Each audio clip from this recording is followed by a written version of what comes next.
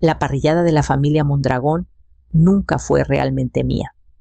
Pertenecía a los Velázquez, la familia de Lorena, con manteles a juego, velas de citronela estratégicamente colocadas y niños entrenados para llamarme Abuela Estela, como si fuera un título ganado por cercanía, no por cariño.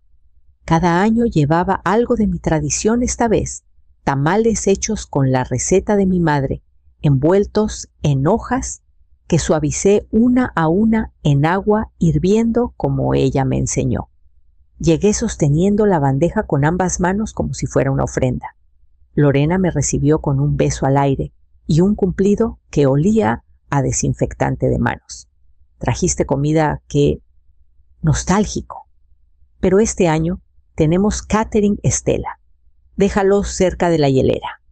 Sonreí con los labios apretados y me dirigí a la mesa plegable donde había un contenedor plástico lleno de hielo derretido y latas de agua mineral. Coloqué los tamales con cuidado, aunque sabía que nadie los tocaría. Más tarde, intenté unirme a un círculo donde Javier y sus primos hablaban de trabajo. Añadí en voz baja que una vez tuve un estudiante que construyó un estudio en Guadalajara. Dijo que mi clase le hizo creer que podía ser artista. La voz de Lorena cortó como el tintineo de cubiertos. Si desaparecieras mañana, nadie lo notaría. Un instante de silencio, luego risas. Javier soltó una risita sin mirarme. Uno de sus tíos dejó escapar un resuello. Hasta la pequeña en la cadera de Lorena rió sin saber por qué. Sentí el calor subiendo a mi rostro, pero no lo dejé asentarse. Tomé el hot dog, que apenas había probado, lo levanté como un brindis. Miré a Lorena a los ojos desde el otro lado de la mesa del patio y dije suavemente: desafío aceptado. No recuerdo las conversaciones que siguieron. El resto de la comida pasó entre servilletas de papel y tenedores plásticos raspando platos. Vi a mi hijo inclinarse para rellenar la copa de vino de Lorena. Vi mi nombre ignorado cuando alguien preguntó quién trajo los tamales. Me quedé hasta el postre, mi cuerpo presente, mi espíritu ya soltándose. Esa noche, mientras los demás dormían, comencé a empacar. La casa estaba silenciosa, de esa manera que solo ocurre después de medianoche, cuando el zumbido de los electrodomésticos suena más fuerte que las personas que suelen hablar sobre ellos. Caminé descalza por el pasillo, mis dedos rozando el interruptor, pero no lo encendí. No necesitaba luz para encontrar las piezas de mi vida que eran realmente mías. En el closet elegí 3 conjuntos que no me recordaban los comentarios de Lorena ni las cenas de cumpleaños de Clara. En el cajón inferior encontré mi cuaderno de bocetos, las acuarelas buenas que escondía de los nietos y mis pinceles aún limpios por falta de uso. Los envolví con cuidado en un chal que mi hermana me dio hace años, el único hilo físico que me quedaba de la familia que me crió. En la caja de joyas, intocada por meses, saqué el viejo reloj de mi esposo. Ya no funcionaba, pero su peso me había sostenido en funerales, cirugías, y ahora esto. Lo sostuve contra mi pecho un momento antes de meterlo en mi bolsa. Me detuve frente al pequeño lienzo colgado detrás de la puerta del armario de blancos. Una pintura que hice hace 15 años de un colibrí sobrevolando un higo. Javier lo llamó demasiado abstracto para el comedor. Ese me lo llevé, sin nota, sin explicaciones. No porque quisiera castigarlos, sino porque habían dejado de escuchar mucho antes de que yo dejara de hablar. Me paré frente a la foto enmarcada en el pasillo, la de la boda de Javier y Lorena. Todos se veían tan satisfechos consigo mismos. Busqué mi rostro y lo encontré en una esquina, sonriendo suavemente, algo borroso. Incluso en el recuerdo impreso había sido fondo. Entré al garaje, me deslicé tras el volante de mi viejo Corolla y giré la llave. La puerta del garaje retumbó al abrirse más fuerte de lo que hubiera querido. Aún así, ninguna luz se encendió en la casa. Al pasar por las bardas ornamentales del vecindario y los porches dormidos, solo un nombre vino claro a mi mente: Irene Palomo. Llegué a San Miguel de Allende justo antes del atardecer, el cielo suave y magullado de dorado. El silencio aquí se sentía diferente, menos como ausencia y más como permiso. Estacioné en una calle polvorienta y marqué el número que no había usado en más de una década. Irene contestó al segundo timbre. Estela, su voz, se quebró con incredulidad. ¿Estás aquí? No expliqué mucho. No hacía falta. Irene siempre fue de las que entienden lo que no se dice. 30 minutos después, estaba en su porche, con una bolsa al hombro y sal aún aferrada a los bordes de mis ojos. Me abrazó tan fuerte que me sacó el aire de los pulmones. No preguntó por qué me fui. Solo preguntó cómo estaba durmiendo. Para el fin de semana había arreglado que diera una clase de acuarela en el centro de adultos mayores, donde ella organizaba exposiciones mensuales. Era pequeña, solo 8 alumnos, pero su entusiasmo me recordó las partes de enseñar que solía amar el asentimiento silencioso cuando un trazo salía bien la pausa antes de que alguien se atreviera a mezclar su propio color. Encontré una habitación para rentar arriba de una librería en la calle del reloj. Las escaleras crujían y las paredes eran delgadas, pero la luz que entraba por las ventanas en la mañana hacía brillar todo el lugar. Puse un pequeño escritorio junto a la ventana y dispuse mis pinceles. Esa noche pinté una sola flor amarilla emergiendo de un suelo agrietado. Mis dedos temblaban todo el tiempo, no de miedo, sino de algo como alivio. Pinté de nuevo la mañana siguiente y otra vez al día siguiente. Nadie me preguntó si los colores combinaban con el sillón. Nadie sugirió que lo convirtiera en algo más regalable. Estas pinturas no eran para aprobación, no eran para exhibir, eran para mí. No es que ya no extrañara a Javier, a los niños, o la idea de las cenas familiares, pero ya no me sentía borrada. Me sentía trazada de nuevo, como si cada trazo me acercara a la mujer que alguna vez conocí antes de que olvidara su propio contorno. Y entonces llegó la carta desde Querétaro. La carta llegó un miércoles, sellada en un sobre crema grueso sin dirección de remitente. Lorena la arrojó en la isla de la cocina entre una caja de jugo derramada y un tazón de cereal a medio comer. No la abrió hasta la noche, cuando Javier llegó del trabajo luciendo como si hubiera envejecido 10 años desde la semana anterior. Había perdido la cuenta de los Mendoza, el cliente más grande de su firma. El desliz llevaba meses gestándose, pero no esperaba que el colapso fuera tan repentino ni tan completo. Lorena intentó apoyarlo, pero ya estaba lidiando con recogidas tardías, correos perdidos y 2 niños que empezaban a preguntar dónde estaba la abuela cada vez que algo salía mal. La cocina, antes el dominio de Estela, había caído en un deterioro constante. Los platos se acumulaban en el fregadero hasta que el agua no drenaba. La ropa seguía sin doblar en canastas. La alfombra del pasillo aún tenía la mancha de mermelada de hace 2 semanas. Cuando Lorena finalmente leyó la carta, tuvo que leerla 3 veces para que las palabras tuvieran sentido. La casa, la misma que una vez bromeó que era solo un lugar temporal, ya no era de ellos. Meses antes de que Estela se fuera, había transferido legalmente la escritura a un fideicomiso de vivienda sin fines de lucro que apoyaba a mujeres saliendo de abuso doméstico. Había sido parte de un programa que apoyó en silencio durante años. Ahora Javier y Lorena eran técnicamente inquilinos y el contrato había expirado. El aviso era claro: desalojar en 45 días. Lorena golpeó el papel en la encimera, su voz subiendo. Lo planeó mucho antes de esa estúpida broma.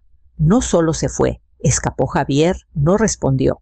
Miraba la foto enmarcada en la repisa, él y su madre en su graduación de preparatoria, su mano en su hombro, ambos riendo.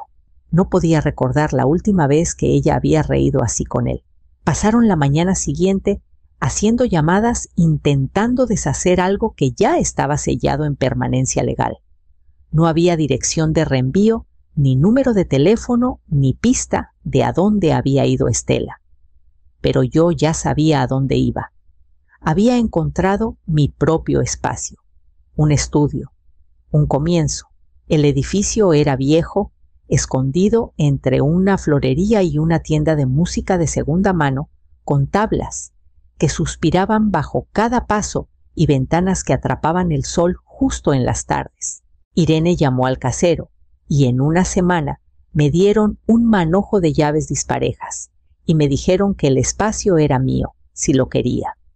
Lo nombré la vuelta, el retorno.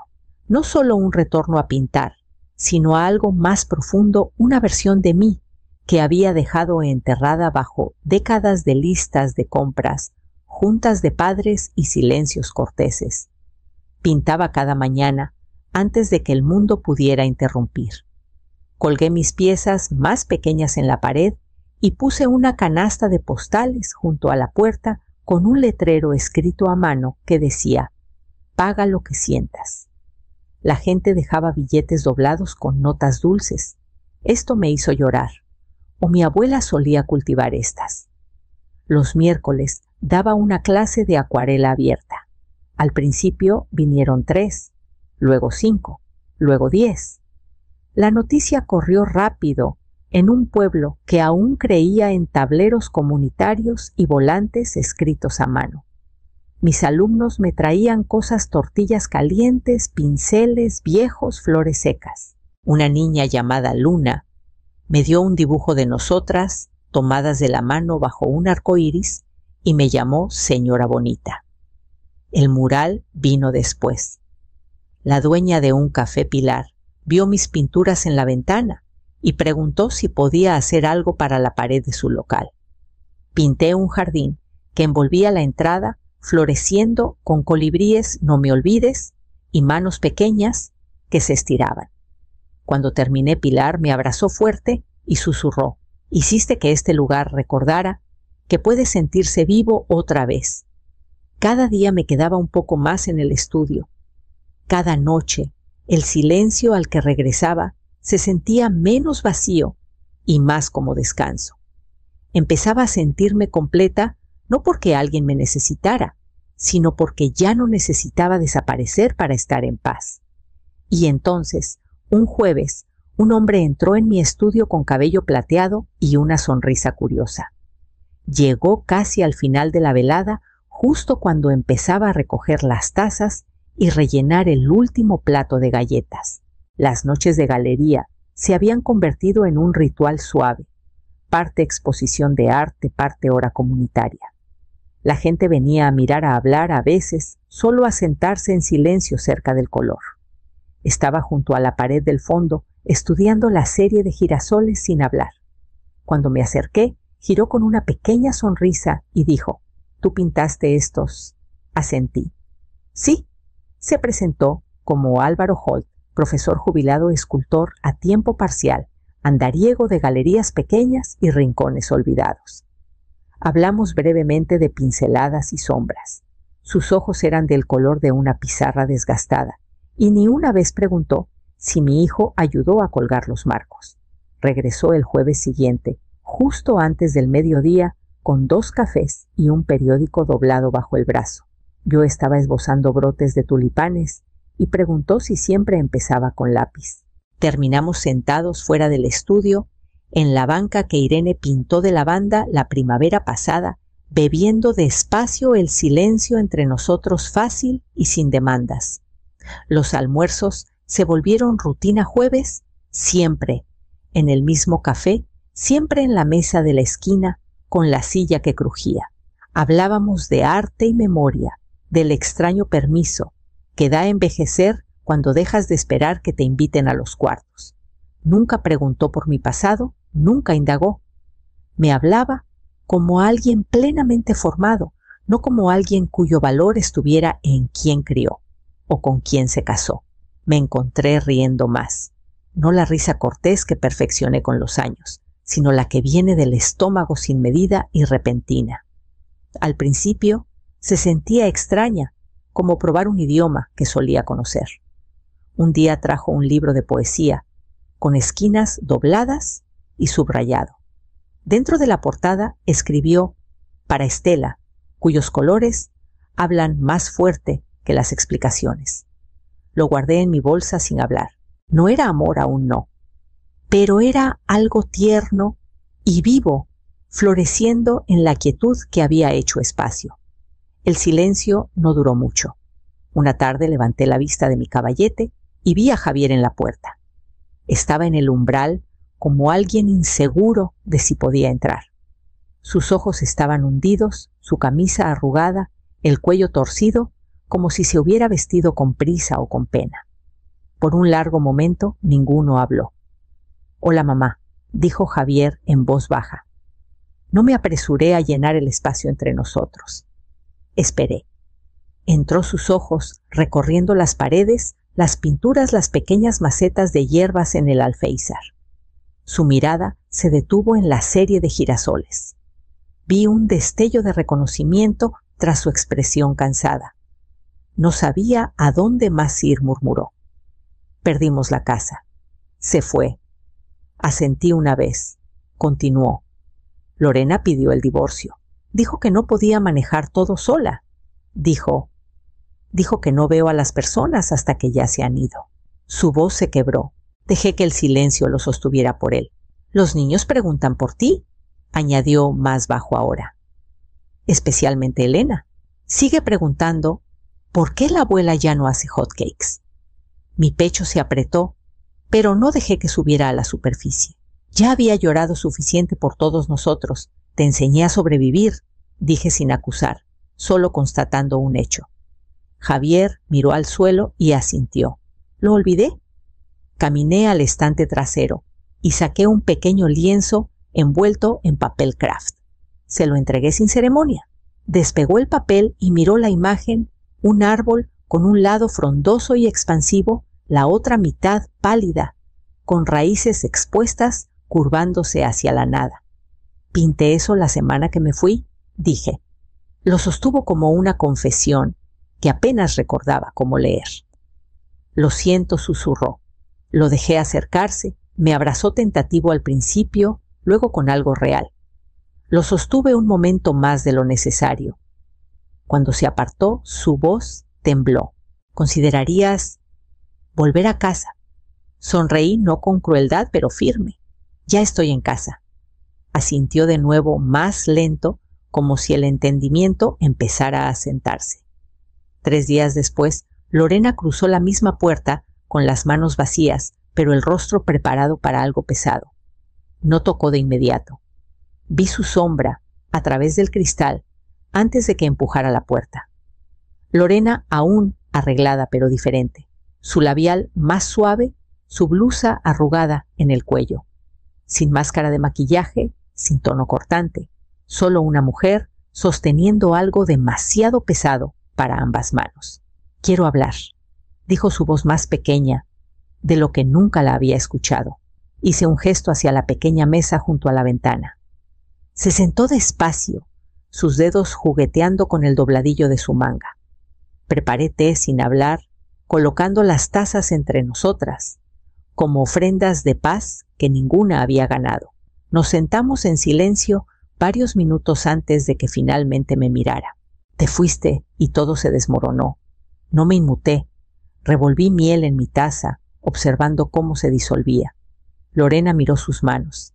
Pensaba que tu silencio era debilidad, pero ahora lo entiendo. No estabas intentando caer bien. Estabas intentando sobrevivirnos. La dejé hablar. Mi madre era cruel de formas que no parecían crueldad. Palabras afiladas. Silencio pulido. Esa broma en la parrillada ya la había oído antes. La dije sin pensar. Finalmente la miré. Ese es el problema. No pensaste. Las lágrimas brotaron, pero no cayeron. No te pido que me perdones. No sabría qué hacer si lo hicieras. Solo quería que supieras. No fue personal. Pero lo fue. dije suavemente, porque yo era una persona, una que estaba justo frente a ti. Asintió lentamente. Justo. Exhalé y envolví mis manos en la taza. A veces tienes que desaparecer para ser vista. No nos abrazamos. No hubo disculpas ni declaraciones. Solo un momento compartido pesado por cosas que ninguna podía deshacer. Lorena se levantó para irse su boca, abriéndose luego cerrándose. Miró el estudio una vez más antes de salir. Esta vez no miró atrás. Esa noche me quedé hasta tarde en el estudio terminando una pintura que había esperado meses por su pincelada final. La noche de la exposición, el estudio estaba lleno de murmullos suaves y el aroma a polvo de arcilla y lustre de madera vieja. Colgué los 10 lienzos en la pared más larga, cada uno iluminado, con un pequeño aplique de latón que Irene encontró en una tienda de segunda mano. La serie se llamaba Versiones de la ausencia.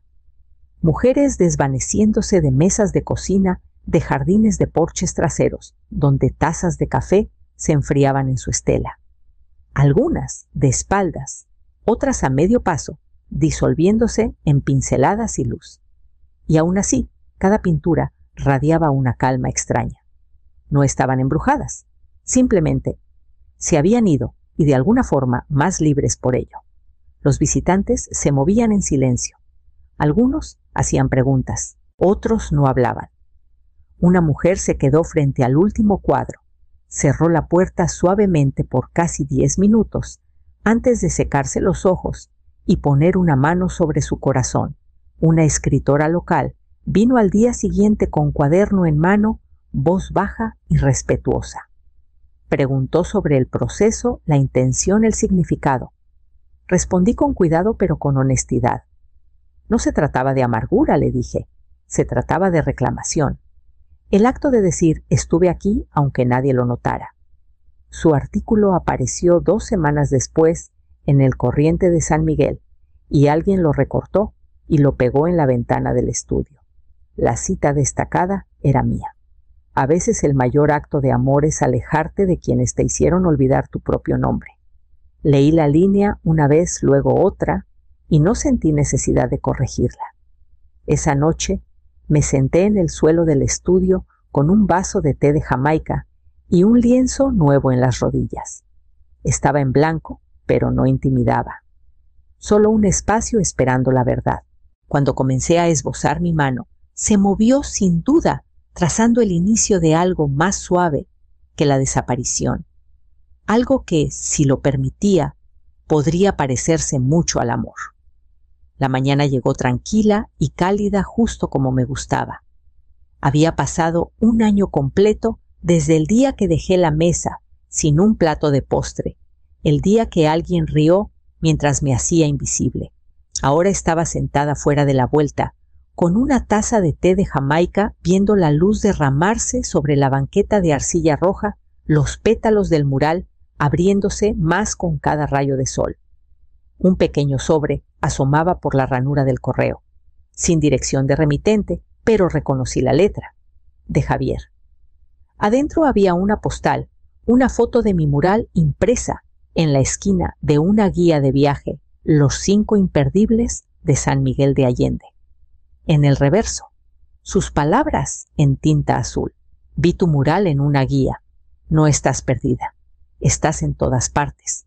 Javier la sostuve en mi palma un momento antes de clavarla en el tablero de corcho, detrás de la caja junto a una foto de Irene y yo de nuestra primera semana reabriendo el estudio, ambas sonriendo con pintura en las manos. Álvaro llegó minutos después, con 2 empanadas calientes en una bolsa de papel y una sonrisa tranquila en el rostro. Me dio un beso en la mejilla mientras se sentaba a mi lado. «Estás brillando», dijo. Negué con la cabeza, ligeramente, una sonrisa lenta tirando de mi boca. No le dije, solo que ya no me estoy desvaneciendo. La campana sobre la puerta tintineó. Una niña con trenzas y dedos manchados de marcador entró apretando una hoja doblada. «¿Tú eres la artista?», preguntó con ojos muy abiertos. Me levanté y me arrodillé para estar a su nivel. ¿Tú qué crees?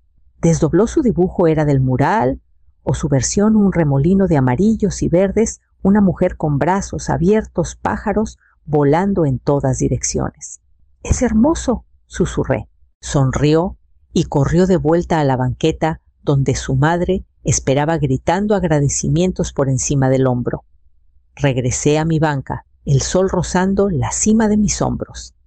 Afuera, justo bajo la ventana del estudio, el letrero pintado decía La Vuelta, arte para quienes volvieron a sí mismos.